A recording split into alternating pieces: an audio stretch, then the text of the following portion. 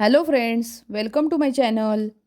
भेंडी, कारले, गवार, भोपळा या भाज्या खाण्याचे अनेक फायदे आहेत. या भाज्या सात्विक आहार मानल्या जातात. पितरांना आदरांजली वाहण्यासाठी नैवेद्याच्या पानामध्ये या भाज्या वाढल्या जातात. यामध्ये विविध पोषक घटक असतात. तर ह्या भाज्या कशा बनवायच्या ते आजच्या भागात आपण बघणार आहोत. तर चला सुरू करूयात रेसिपीची. भेंडीची भाजी, त्यासाठी इथे कढई ठेवलेली आहे.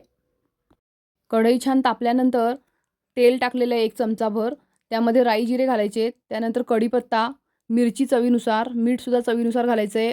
अर्धा चमचा हळद आणि धने जिरे पावडर थोडीशी घातली आहे. त्यानंतर ही भेंडीची भाजी जी चिरून ठेवली होती ती त्याच्यामध्ये आपण मिक्स करायची आहे. व्यवस्थित हलवायचं आहे आणि झाकण ठेवून 5 ते 6 मिनटं वाफवून घ्यायचं आहे. त्यानंतर आपण करूया गवारची भाजी.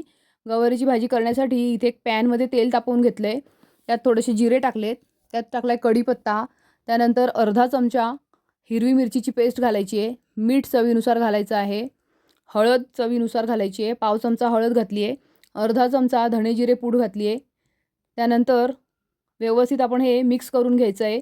गॅस बारीक करायचा आहे आणि यामध्ये गवार घालायची आहे. तर ही गरम पाण्यातून मी गवार काढून घेतली होती, म्हणजे पटकन भाजी शिजते. तर वाफवून आपल्याला 5 मिनिटात ही भाजी आता तयार होणार आहे. तुम्ही बघू शकता छान वाफ आलेली आहे.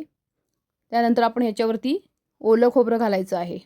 ओलं खोबरं आणि कोथिंबीर टाकून झाकून भाजी बाजूला ठेवायची. तोपर्यंत आता आपण करून घेणार आहोत कारल्याची भाजी. तर कारल्याच्या भाजीसाठी इथे मी कढईमध्ये तेल तापवून घेतलेलं आहे. 1 चमचाभर मोठा तेल घातलेलं आहे.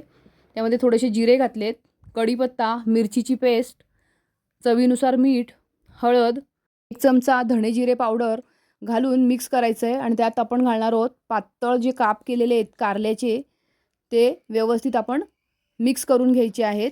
आणि बारीक गॅस करून झाकण ठेवून 5 ते 6 मिनटं छान वाफ काढून घ्यायची आहे. तर कारल्याची भाजी वाफते आहे, तुम्ही बघू शकता. अशा प्रकारे 6 मिनटं झालेली आहे.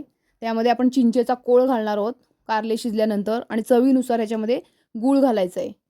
आपल्याला कितपत गोड आवडतं त्याप्रमाणे गूळ घालायचा आहे. व्यवस्थित मिक्स करायचं आहे. तर कारल्याची भाजीसुद्धा तयार आहे. फ्रेंड्स, चॅनलला नवीन असाल तर चॅनलला सबस्क्राईब करा. आता आपण करणार आहोत लाल भोपळ्याची भाजी. लाल भोपळ्याची भाजी करण्यासाठी इथे पॅनमध्ये तेल तापवून घेतलेलं आहे. त्यामध्ये आपल्याला राई टाकायची आहे, जिरे टाकायचे आहेत. त्यानंतर 4 ते 5 कढीपत्त्याची पानं, अर्धा चमचा मिरचीची पेस्ट, चवीनुसार मीठ घालायचं आहे. व्यवस्थित आपण मसाला फ्राय करून घ्यायचा आहे. त्यानंतर पाव चमचाच्यात हळद घातलेली आहे. अर्धा चमचा धणे जिरे पावडर घातली आहे. त्यानंतर जे भोपळा बारीक छान चिरून ठेवला होता तो मिक्स करून घ्यायचा आहे आपल्याला ह्याच्यामध्ये.